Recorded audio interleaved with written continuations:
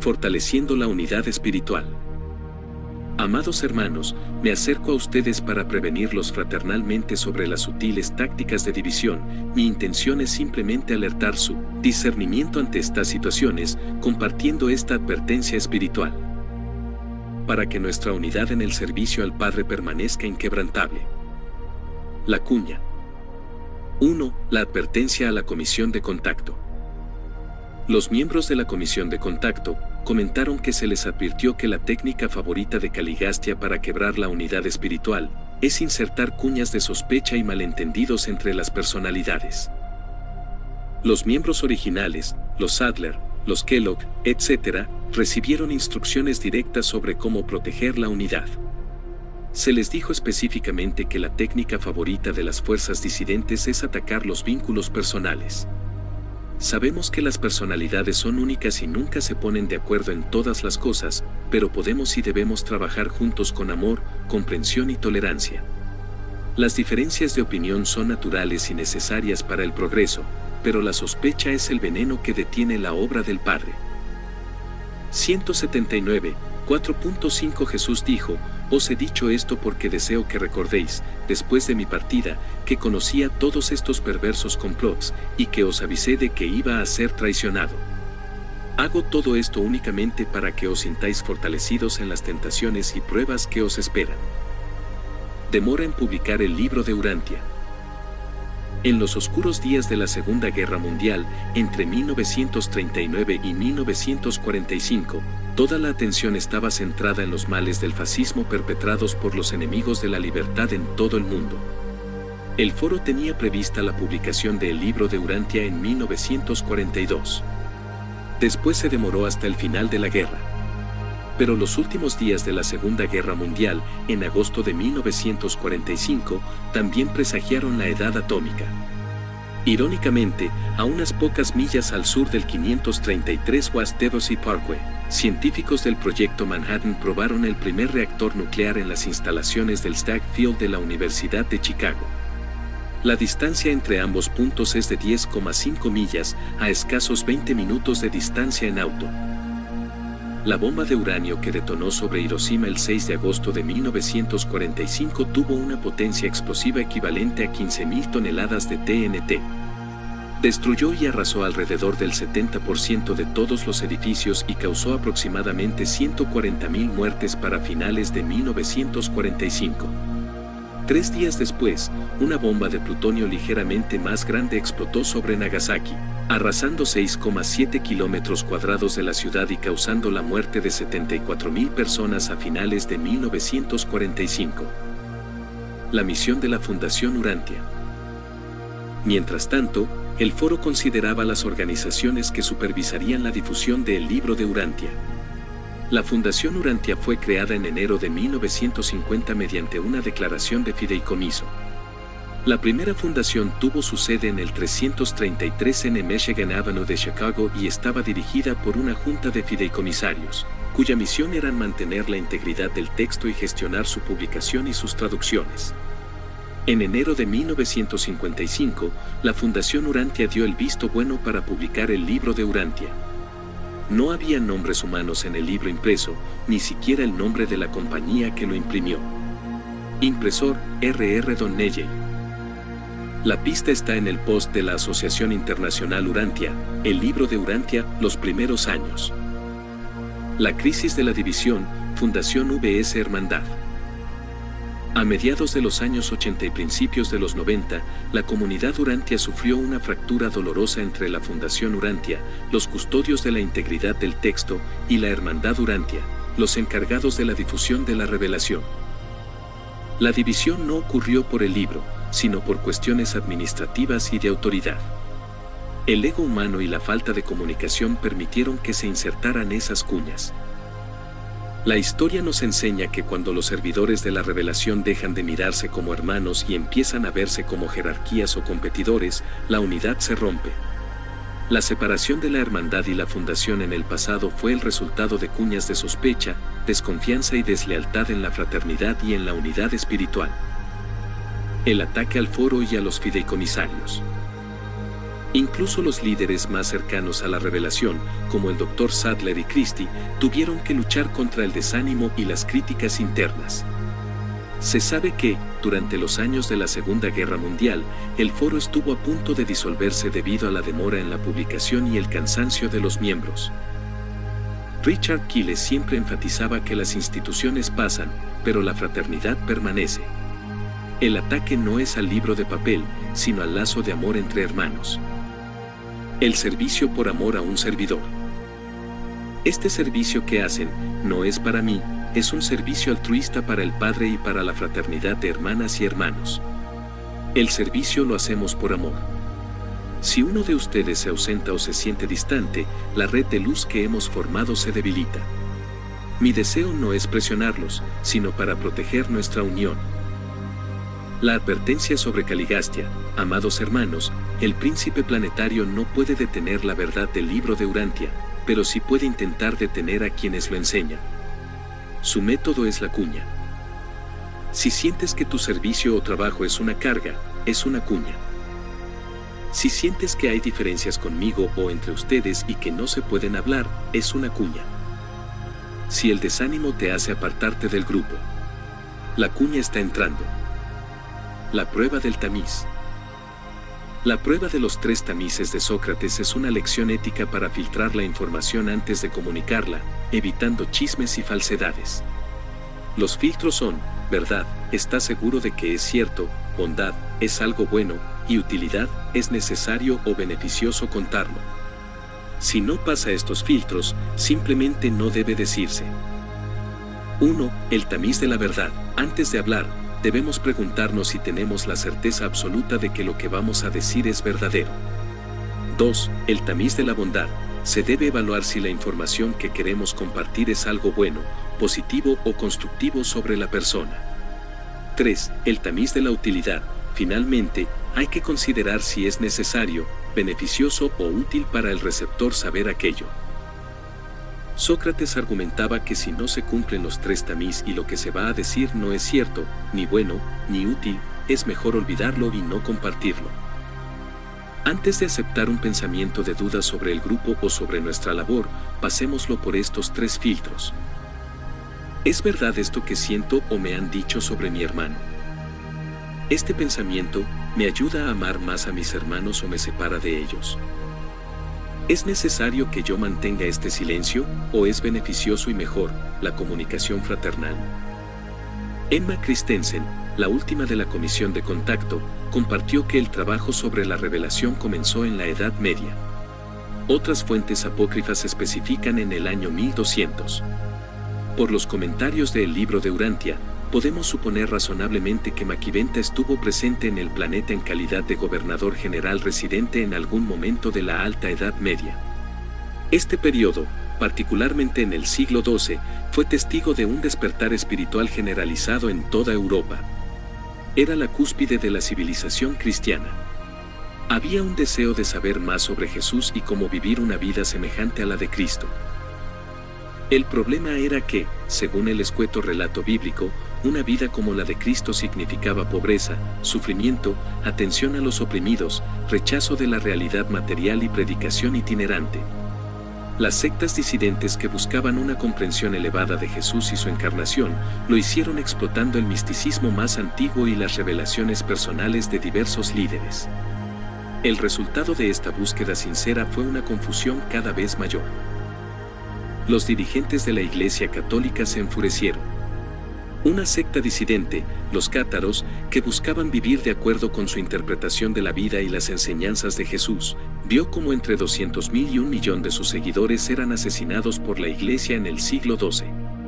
Dada esta situación, podemos entender que los intermedios pidieran permiso para producir una revisión exhaustiva de la encarnación, una historia completa de la vida y las enseñanzas de Jesús.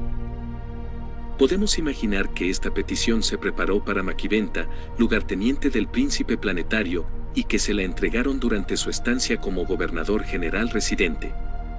Después, esa petición no solo llegó a Ubersa, sino que la respuesta vino en forma de un mandato emitido por los ancianos de los días para crear el libro de Urantia. Ama Christensen también dijo que, cuando los reveladores comentaron el origen medieval de esta tarea, uno de los comisionados de contacto preguntó por qué había llevado tanto tiempo, pero la pregunta quedó sin respuesta. No hay coincidencias. El tiempo entre la invención de la imprenta en los años 1440 a 1450 y la entrega de la quinta revelación en el siglo XX no fue una coincidencia, sino una necesidad de maduración planetaria. Los seres celestiales operan bajo leyes de oportunidad y preparación.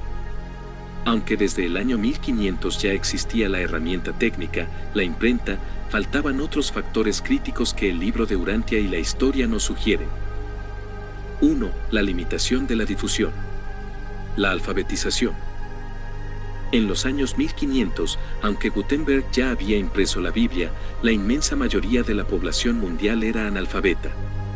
Una revelación de época requiere que el individuo pueda leer y estudiar por sí mismo para no depender de una casta sacerdotal que interprete el mensaje.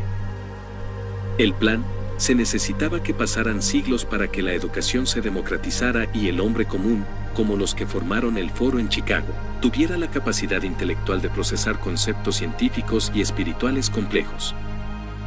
2. La limitación del pensamiento científico. La quinta revelación utiliza un lenguaje que armoniza la ciencia, la filosofía y la religión. En el año 1500, la ciencia moderna apenas estaba naciendo con Copérnico y Galileo. El obstáculo, si el libro se hubiera entregado en esa época, conceptos como los ultimatones, las nebulosas o la evolución habrían sido incomprensibles o considerados brujería, lo que habría llevado a la destrucción del texto o a una persecución violenta de sus custodios. 3. La libertad religiosa y civil.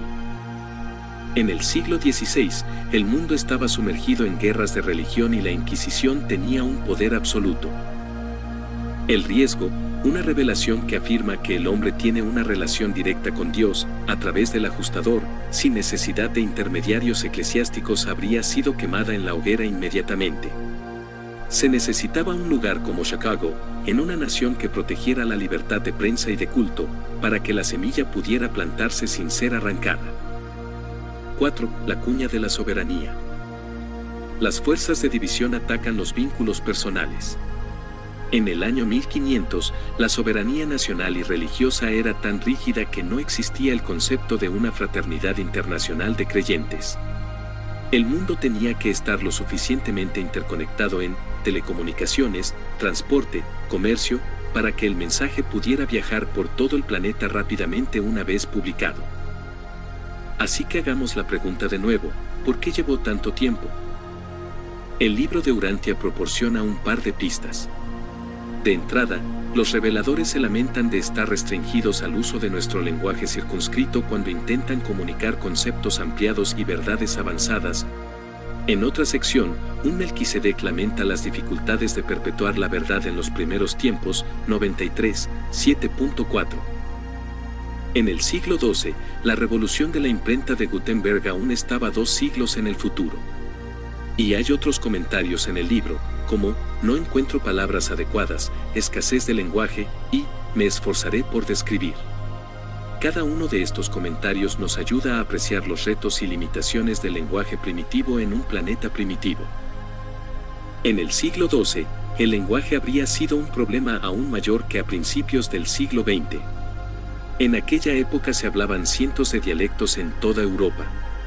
Las principales lenguas vernáculas de Europa que conocemos hoy no se unieron hasta después de Gutenberg.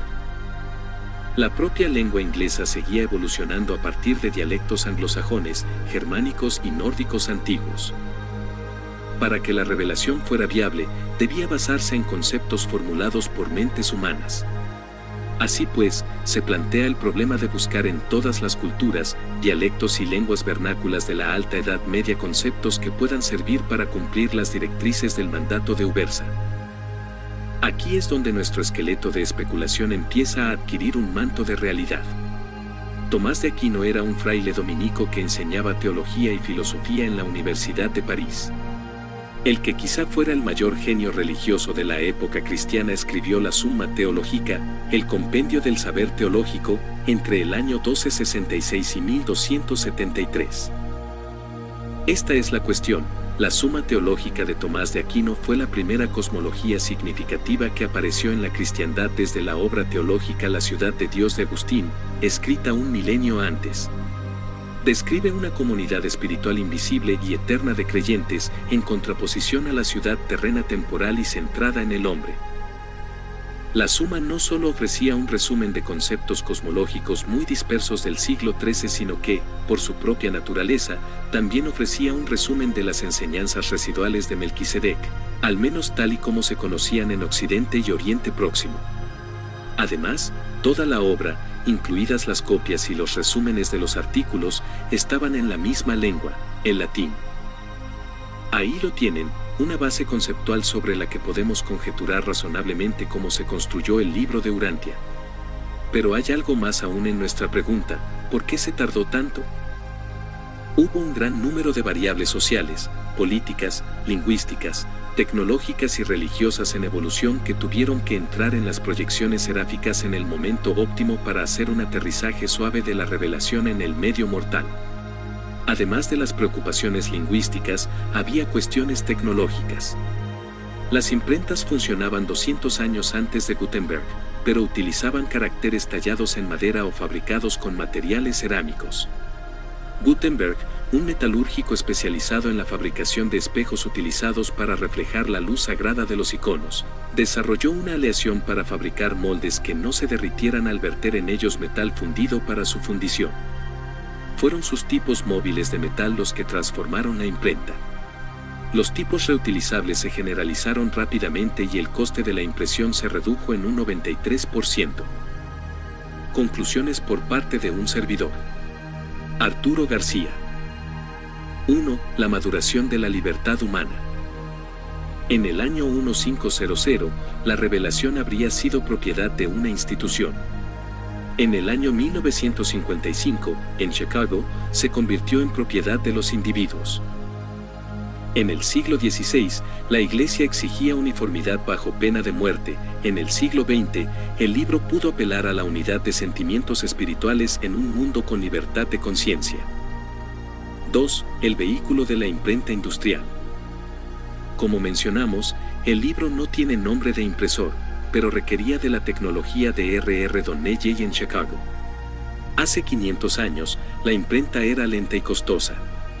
Se necesitaba una capacidad industrial masiva para que el libro pudiera recorrer cada rincón del planeta. El auge de la imprenta industrial en Chicago se convirtió en el centro neurálgico de la impresión en Estados Unidos a finales del siglo XIX y principios del XX. Printers Row, la fila de los impresores para principios de 1900, la zona sur del Loop de Chicago era conocida como Printers Row. Entre 1886 y 1922 se construyeron más de 40 edificios dedicados exclusivamente a la industria gráfica. R.R. Donnelley & Sons, esta fue la empresa clave. Fundada en Chicago, se convirtió en una de las imprentas más grandes del mundo. Ellos perfeccionaron la tecnología de impresión a gran escala. Aunque la imprenta industrial ya funcionaba a plena capacidad desde décadas atrás, la fecha exacta de la activación para el libro de Urantia fue, fecha de publicación, 12 de octubre de 1955. El proceso, la Fundación Urantia, formada en 1950, contrató precisamente a R.R. Donnelley & Sons en Chicago para realizar la primera impresión. La importancia técnica no era cualquier trabajo. El libro tiene más de 2000 páginas y se requería un papel muy delgado y resistente, tipo Biblia, y una encuadernación de alta calidad que solo las grandes plantas industriales de Chicago podían manejar en ese volumen. 3. El contraste con la era atómica. Los reveladores esperaron a que el hombre fuera capaz de liberar el poder del átomo en el año de 1942 y concluir la entrega del mensaje de la filiación divina. Un momento crítico. O el hombre aprendía que es un hijo de Dios y hermano de sus semejantes, o usaría su nueva tecnología para destruirse. Parece que Chicago fue elegida como el epicentro por 3 razones. Transporte, era el centro ferroviario, ideal para distribuir el libro después. Tecnología, tenía las imprentas más avanzadas del mundo para un libro de tal magnitud. Intelecto. La presencia de la Universidad de Chicago, donde estaba el reactor, creaba un ambiente de vanguardia científica que también influyó en el lenguaje y los conceptos de la revelación. 4. El fin de la lucha ideológica. El libro debía aparecer cuando el caos de la confusión presente haya pasado. Los 700 años permitieron que la humanidad pasara por el Renacimiento, la Ilustración y las revoluciones industriales, creando una mente capaz de entender la cosmología y la administración del universo que el libro describe. 5. El momento óptimo, aterrizaje suave. Los seres celestiales tuvieron que proyectar el momento en que las variables sociales, políticas y tecnológicas permitieran un aterrizaje suave de la revelación en el mundo mortal. Este escudo de unidad fue tan vital que los comisionados originales no solo juraron secreto para proteger la revelación, sino para negarle puntos de ataque a la sospecha externa. El silencio no era por ocultar la verdad, sino por blindar la fraternidad contra las cuñas del mundo antes de que el libro estuviera listo. Debemos recordar que los reveladores esperaron desde la Edad Media, pasando por el genio de Tomás de Aquino y la invención de la imprenta, buscando el momento óptimo de madurez humana. Sería una tragedia que, después de siglos de preparación celestial, permitamos que una cuña de malentendidos personales destruya lo que al universo le tomó milenios materializar. ¿Qué es la unidad espiritual? 92. 7.4 Los hombres nunca pueden esperar alcanzar una uniformidad de credos, dogmas y ritos, pues estos son intelectuales, pero sí pueden, y algún día lo lograrán, conseguir la unidad en la adoración sincera del Padre de todos, porque ésta es espiritual, y es eternamente cierto que en espíritu todos los hombres son iguales. 134. 4.6 El reino de los cielos en el corazón de los hombres creará la unidad religiosa, no necesariamente la uniformidad, porque todos y cada uno de los grupos religiosos, compuestos por tales creyentes religiosos, estarán libres de toda noción de autoridad eclesiástica, de soberanía religiosa. 155. 6.9 La religión del espíritu solo pide la uniformidad de perspicacia, no la uniformidad de punto de vista ni de perspectiva. La religión del espíritu no exige la uniformidad de puntos de vista intelectuales, sino solamente la unidad de sentimientos espirituales. 195. 10.11 La verdadera iglesia, la fraternidad de Jesús, es invisible, espiritual y está caracterizada por la unidad, pero no necesariamente por la uniformidad. La uniformidad es la marca distintiva del mundo físico de naturaleza mecanicista. La unidad espiritual es el fruto de la unión por la fe con el Jesús vivo. En conclusión, para un servidor, la unidad espiritual es, en pocas palabras, son aquellas personas que conocen a Dios, que viven con Él, y se han sometido sinceramente a hacer la voluntad del Padre Celestial, que han decidido ser semejante al Padre Universal, y en todos sus actos y decisiones, actúan y piensan, como Dios mismo, actúa y piensa con amor y misericordia, expresando los valores espirituales de verdad, belleza y bondad, siempre. Arturo García. Usando los valores espirituales, como herramientas de medición y reflexión personal, como escudos contra la sospecha y los malos entendidos en las cuñas. 1. Si un acto no es bondadoso, no es de Dios. 2. Si un comentario no es bello, en su intención, no promueve la unidad. 3. Si una idea no es verdadera, es una cuña en potencia. Las últimas recomendaciones. Documento 181, numeral 2. Si incluso los que caminaron con el Maestro tropezaron y fueron advertidos, es normal que nosotros podamos tropezar y también debemos enfrentar estos riesgos. Si quieres seguir mis pasos cuando os haya dejado, esforzaos seriamente por vivir de acuerdo con el espíritu de mis enseñanzas y el ideal de mi vida, hacer la voluntad de mi Padre. Haced esto. En lugar de intentar imitar mi vida sencilla en la carne tal como me he visto obligado a vivirla. Necesariamente, en este mundo. Que vuestro corazón no se perturbe ni sienta temor. Yo he venido al mundo, y en mí todos triunfarán por la fe. Os he advertido que el Hijo del Hombre será ejecutado. Cuando veáis que sucede todo esto, no os desalentéis, sino más bien creed, puesto que lo sabíais todo de antemano. Os he amado con un gran afecto y no quisiera dejaros, pero esa es la voluntad del Padre. Mi hora ha llegado. No dudéis de ninguna de estas verdades, incluso cuando estéis dispersos por las persecuciones y abatidos por numerosas tristezas. Cuando os sintáis solos en el mundo, yo conoceré vuestra soledad, al igual que vosotros conoceréis la mía cuando estéis dispersos cada uno por su lado, dejando al Hijo del Hombre en manos de sus enemigos. Pero nunca estoy solo, el Padre siempre está conmigo. Incluso en esos momentos rezaré por vosotros. Os he contado todas estas cosas para que podáis tener paz y tenerla más abundantemente. Tendréis tribulaciones en este mundo, pero tened buen ánimo, he triunfado en el mundo y os he mostrado el camino de la alegría eterna y del servicio perpetuo. La paz que Miguel da a sus hijos de la tierra es la misma paz que llenaba su propia alma cuando él mismo vivía la vida mortal en la carne y en este mismo mundo. La paz de Jesús es la alegría y la satisfacción de una persona que conoce a Dios y que ha logrado el triunfo de aprender plenamente a hacer la voluntad de Dios, mientras vive la vida mortal en la carne. La paz de Jesús es pues la paz y la seguridad de un hijo que cree plenamente que su carrera en el tiempo y en la eternidad está totalmente a salvo bajo el cuidado y la vigilancia de un Padre Espíritu infinitamente sabio, amoroso y poderoso. Esta es, en verdad, una paz que sobrepasa el entendimiento de la mente mortal, pero que el corazón humano creyente puede disfrutar plenamente. Aprenderás a amar más a tus hermanos cuando primero aprendas a amar más a su Padre que está en los cielos, y después de que te intereses realmente más por su bienestar en el tiempo y en la eternidad. Todo interés humano de este tipo se fomenta mediante la simpatía comprensiva, el servicio desinteresado y el perdón sin límites. Esfuérzate por vivir en paz con todos los hombres, especialmente con tus amigos en la fraternidad del reino celestial. Y recuerda siempre, Juan, no luches con las almas que quisieras ganar para el reino. Si te dejas enseñar por el Espíritu de la verdad, nunca habrá conflicto entre las exigencias de la ciudadanía en la tierra y las de la filiación en el cielo, a menos que los gobernantes temporales se atrevan a exigirte el homenaje y la adoración que solo pertenecen a Dios.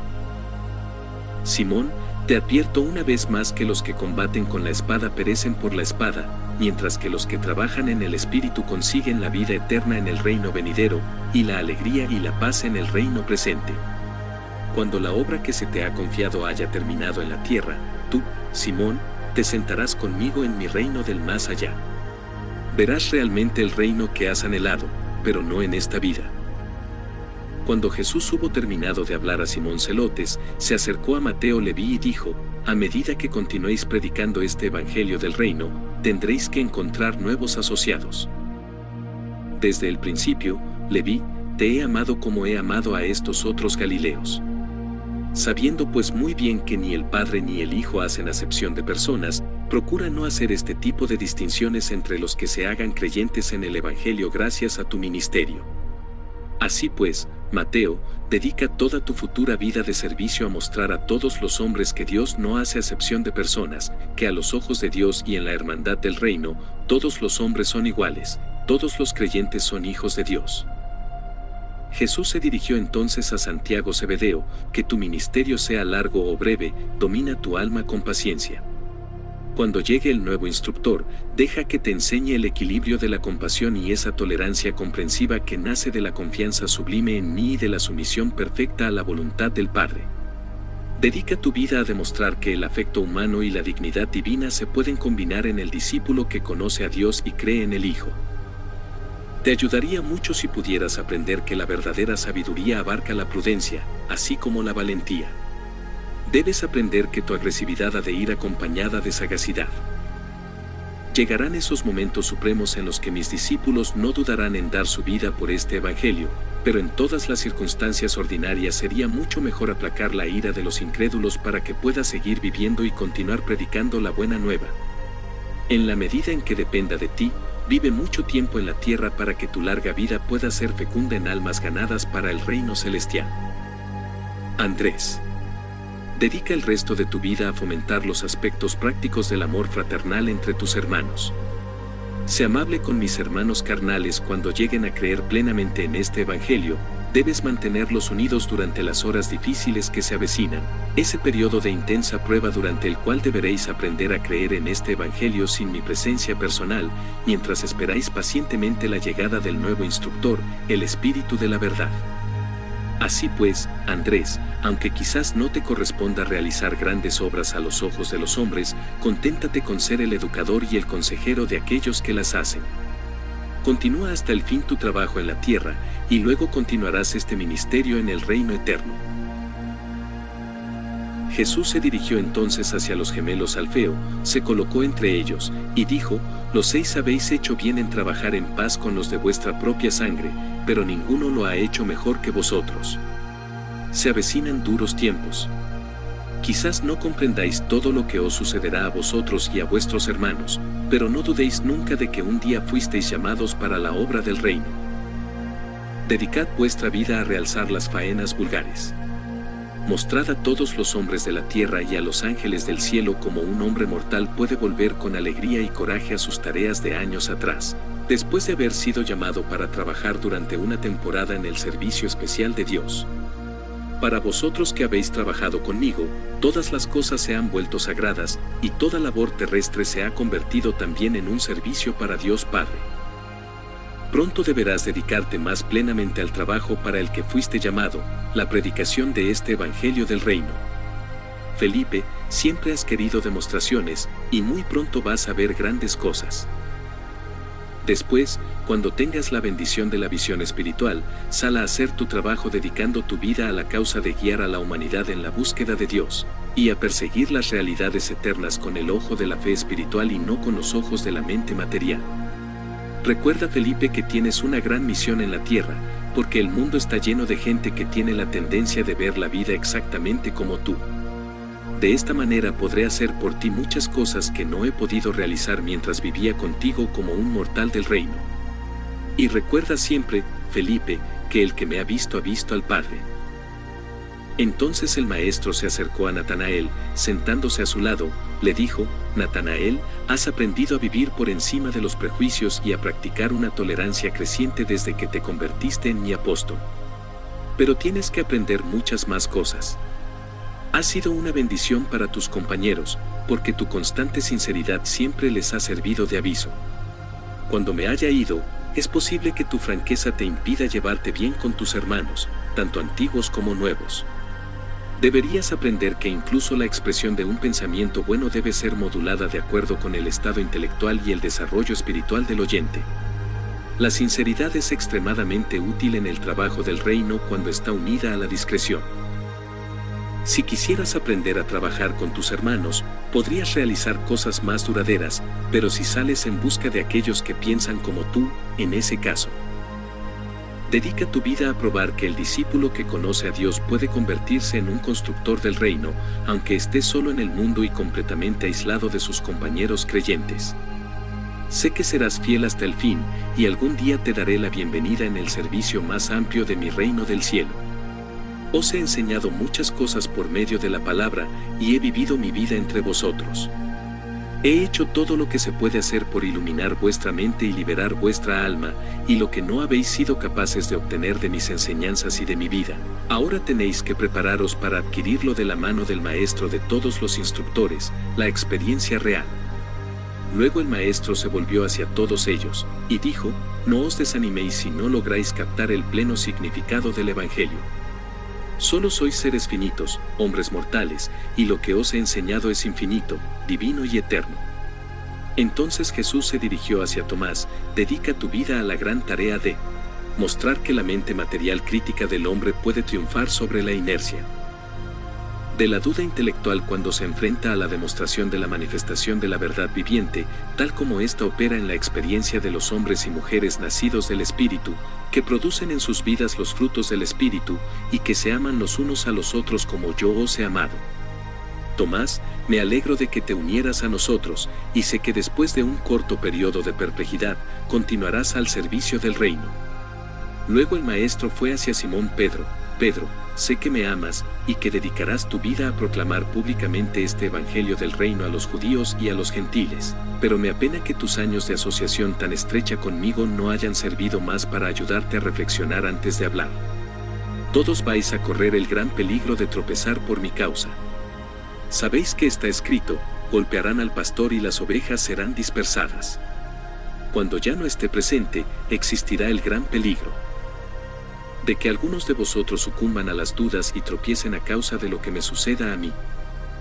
Os amo a todos con el mismo amor que el Padre me ama, y por eso, de ahora en adelante, deberíais amaros los unos a los otros como yo os he amado.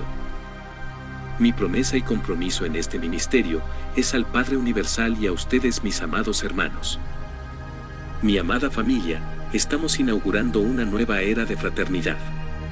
Soy su servidor y hermano Arturo García, del grupo de estudio, iniciado Urantia, y ha sido un honor compartir este revelador discernimiento para defender la unidad espiritual en todo Urantia.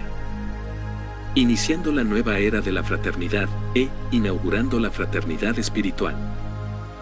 Que las bendiciones y la paz interior del Padre Universal los acompañe hoy y en la eternidad.